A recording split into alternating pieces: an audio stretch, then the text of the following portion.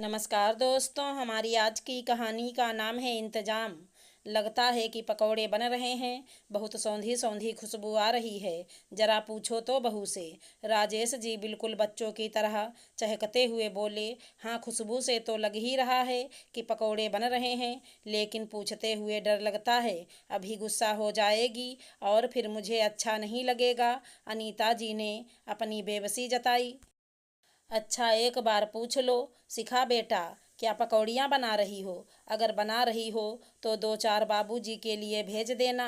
अनीता जी बहुत आहिस्ते से बोलीं, सबके लिए नहीं बना रही हूँ, सोनू का मन था, बस उसी के लिए थोड़ी सी बना दी। इतना कहकर शिखा बड़बड़ाने लगी, कोई भी चीज़ बनाओ, इन लोगों को पहले महक आ जाती है।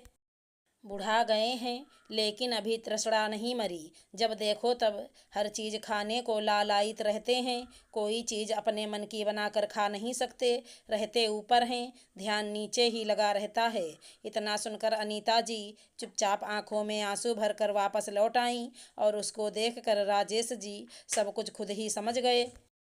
माँ बाप का इकलौता बेटा रचित, अपने मम्मी पापा का बड़ा लाडला। अपनी हैसियत के अनुसार दोनों लोग उसकी हर इच्छा पूरी करते।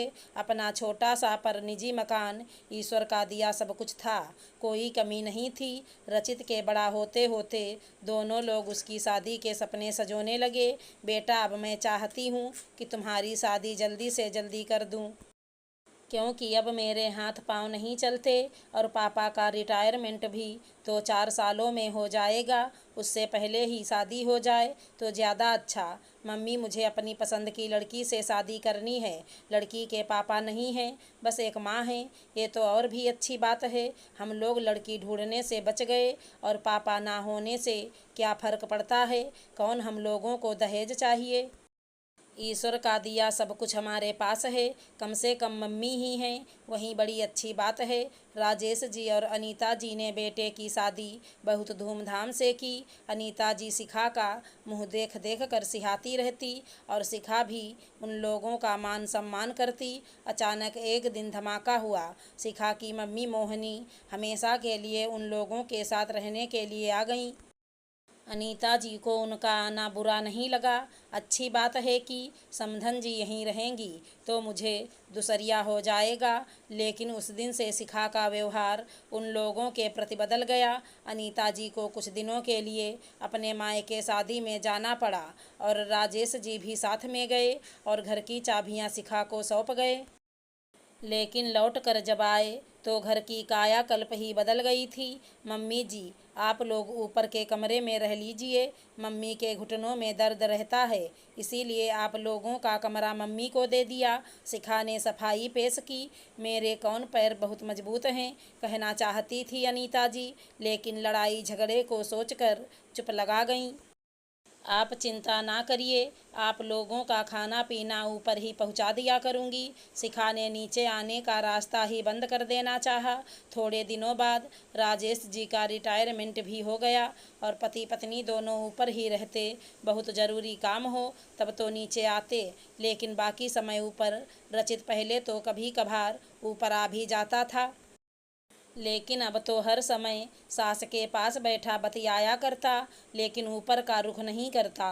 नीचे हर तरह के पकवान बनते, लेकिन ऊपर वहीं रूखा सूखा खाना आता है। अनीता जी राजेश जी से कहती हैं, मैं चाहती हूँ कि अपनी रसोई ऊपर ही बना लूँ। अभी मेरी हड्डियों में इतनी ताकत तो है कि अपने दोनों भर का खाना तो बना ही सकती हूँ। क्या फ़ायदा, बेकार में बदनामी होगी और कुछ नहीं। लेकिन आज पकौड़ियों की बेतहाशा तलब राजेश जी की आंखों में देखकर अनीता जी से बिल्कुल भी नहीं रहा गया। मैं ज़रा ज़रूरी काम से बाहर जा रही हूँ, इतना कहकर अनीता जी नीचे उतर गईं।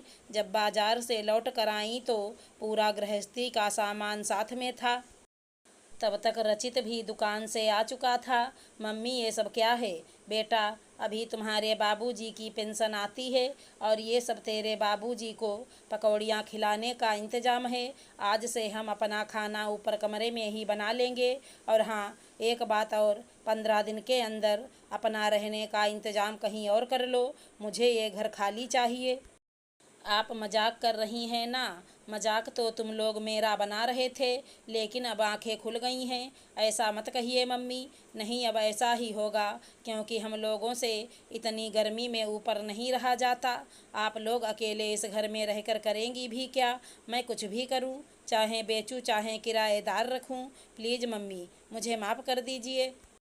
अब शिखा की बारी थी घड़ियाली आंसू बहाने की। माफ़ी के दिन बीत गए शिखा, और हाँ, ये घर मेरे ही नाम पर है, तो मुझे 15 दिन में पूरा घर हर हालत में खाली चाहिए। हम लोगों का भी तो सोचिए कि हम लोग कहाँ रहेंगे।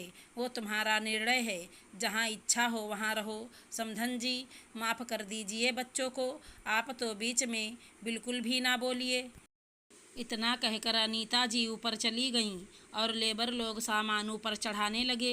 रचित, शिखा और मोहिनी ठगे से खड़े हुए अनीता जी को ऊपर जाते हुए देखते रहे।